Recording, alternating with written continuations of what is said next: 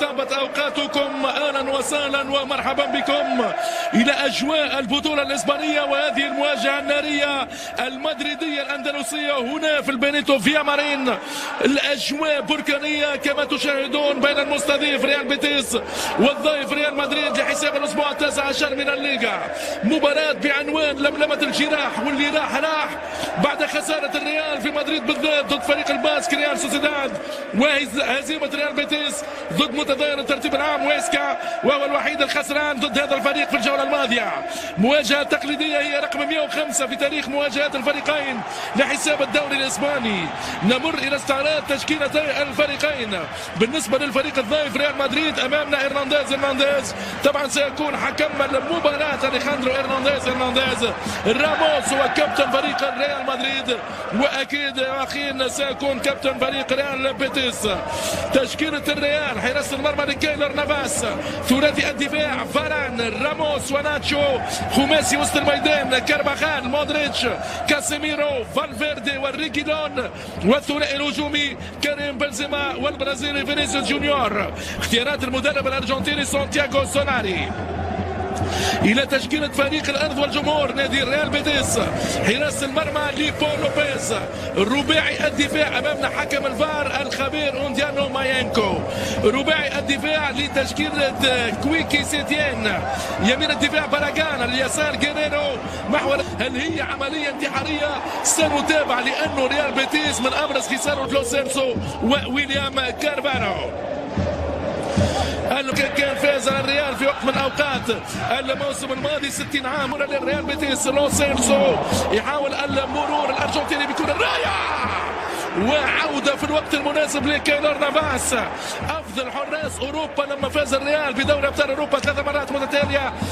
هو مايسترو وسط الدفاع لفريق ريال بيتيس. البرازيلي يعدي رغم أنه مصاب بأنفلونزا، والمخالفة جواردادو بالورقة الصفراء، وإذا اصفرت احمرت في العالم.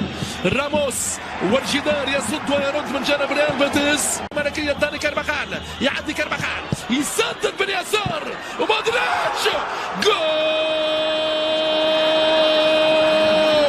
شنو هذا؟ شنو هذا يا مودريتش؟ يا سارية كرواتية. الريال يبقى مهما كانت السهام، الريال الرويال. مشاهدينا الكرام رائع. ريال مدريد عاند، ريال مدريد. شوف الكرة، شوف أجمل صورة. كارباخال في البداية، مودريتش في النهاية. نار نار نار يا حبيبي، نار.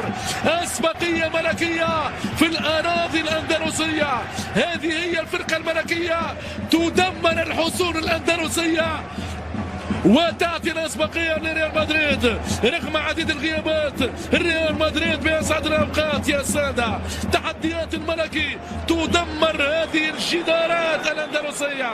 الكبير يبقى كبير مهما كانت المحن وصعوبة. الكرواتي متحدي. هذا هو طبعا هنا طبعا يقدر الهدف أم لا. طبعا لازم يرجع للفار، والفار ريال مدريد. استهجان واضح من جماهير ريال بيتيس.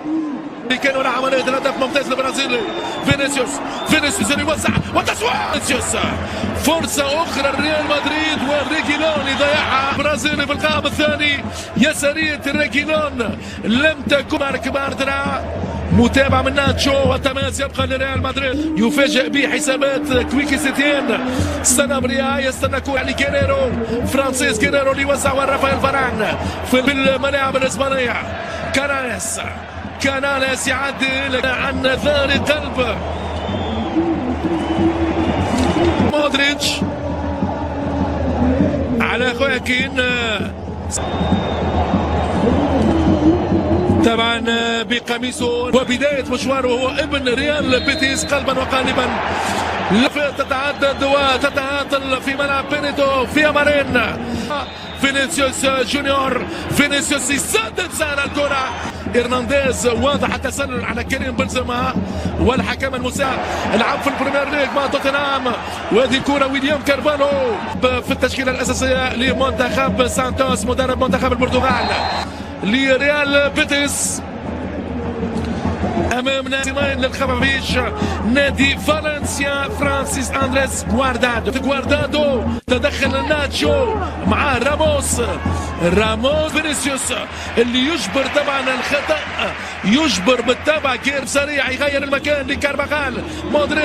مودريتش يراوغ والتصديد. قلنا مشاهدينا الكرام هنالك عمليه دفع واضحه من ناتشو، غريب امر الهدف، وكريم بنزيما بهدف مع المدرب زين زيدان.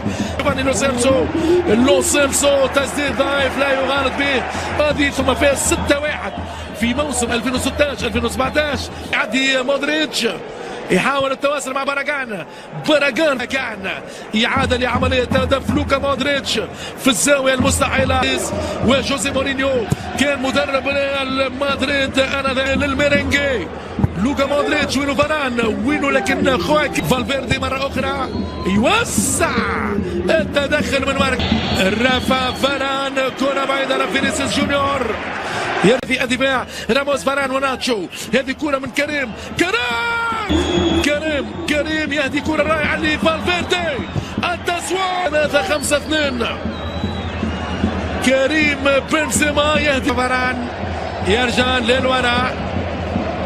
عيسى من الموسم 21 هدف في 17 مباراة، ثامن أقوى خطوط 37 عام قايدوم هذه المباراة. هذا التدخل الأخير من كاسيميرو على أنه ماركينيوس ما زال في عقده مع باريس سان جيرمان، لكن ممتازة. ومارك باردرا يحضر ويهرب. فيدريكو جول لا، مذهل بنزيما. شنو هذا؟ انذار للوكا مودريتش. لوكا مودريتش على خواكر، ومن ذلك وفيدريكو فالفيردي عاد عليه بسرعة كما على أحلام فيدريكو في الانفراد ببول لوبيز. انذار مونيتو، يلو كارتوجن في القائم الثاني.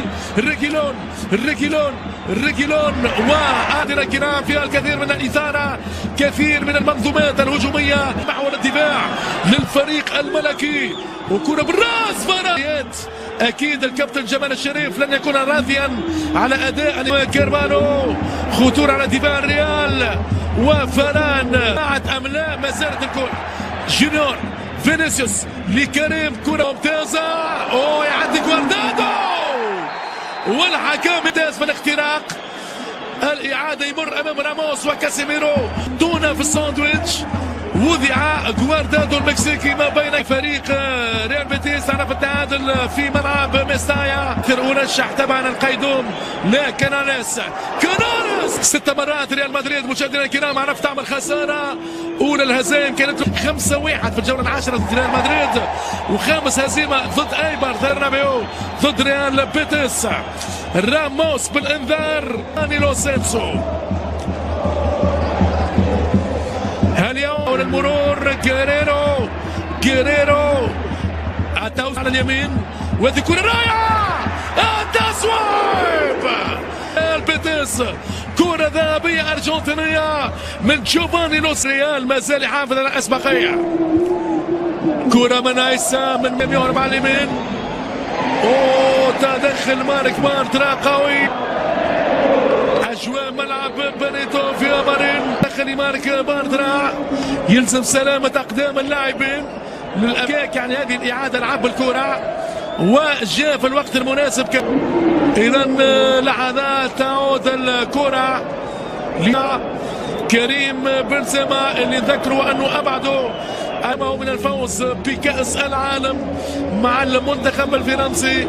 يوزع التصدي من خواكين راموس. اليخاندرو إرنانديز الذي لم يحتسب توقف اللعب مع كريم خواكين يحضر بامتياز غواردادو. لكن يعدي خواكين يدخل منطقة الجزاء. جيريرو يعدي بامتياز لغواردادو. الريال بيتيس تحكم وخطورة قادمة على كايلور نافاس صاحب 37 عام. خواكين يوزع كرة بالراس. هذا فينيسيوس جونيور، فينيسيوس يحاول المراوغه ما يعدلش، مارك بارتو، لوكا مودريتش رائع يخلي الحكم مبدا اتاحه الفرصه، فينيسيوس يحاول الهروب، وريال مدريد لم يحقق الا فوزين يتيمين.